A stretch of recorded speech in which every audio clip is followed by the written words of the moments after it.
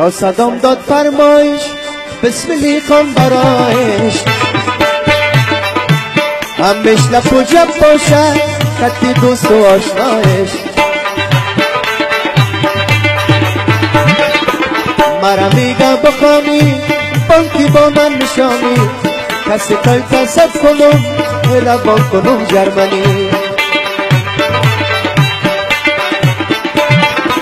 خیر است نیستیم رو برو نیست جتی گفتگو شاه صدام زنده باشی دوستای تا سلام بگو مرا میگه بیت بکن میکنم از دل و جان بشیر بچان جرمنی سلام ما برسان شاه صدام زنده باشی پیش مسیح قدردان شاه امیر یاد کنم رنگش نباشه خزان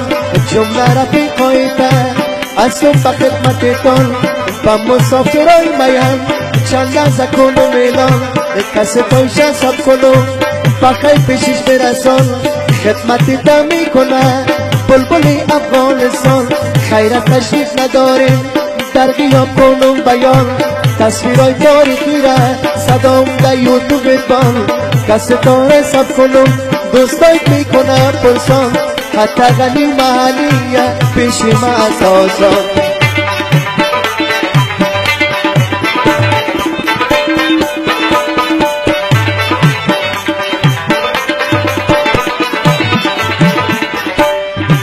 میخوانم وار از ما میمان یاددار هر دوستی که میشنوه بسملی از خدمتگار صوتای قطع غنی پیش ما از بیشمار وطن دارای گرامی سری ما استفدار فرید بسمل بخانه شعرهای شد بر هزار سری نام نو بکش اگر یکیش بود تکرار برش قطع غنی از تو فولاد علمدار دوستایم زنده باشد بسملی از خدمتگار فرمایش شماره بدیده کنم گفتار نوازندای ضربتی هر یکیش از ماشیندار حاجی نادر کریمی تبلهیم از پاوردار حامد جانی ربابی هستی جوان تیز رفتار زدی جان تو بابکو بسملی از بقطار صوتای قطعه بانکی بمانو یادگار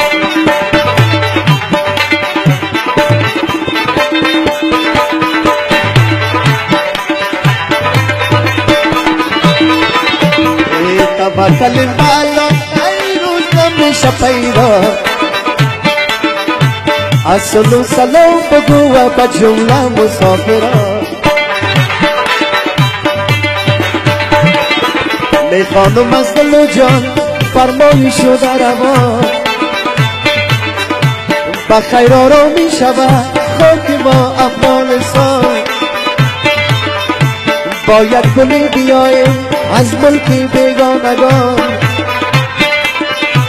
وطن کی آرام باشد دیگه چی داریم ارمان 80% مردم من کلش از بی تو پاشان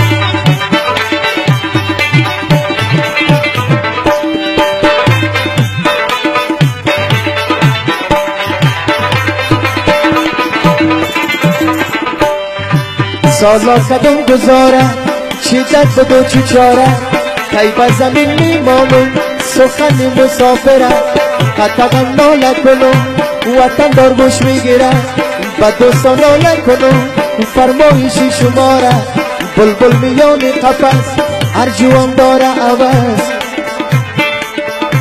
دیگر رقم میکنم نمیشه کنم بس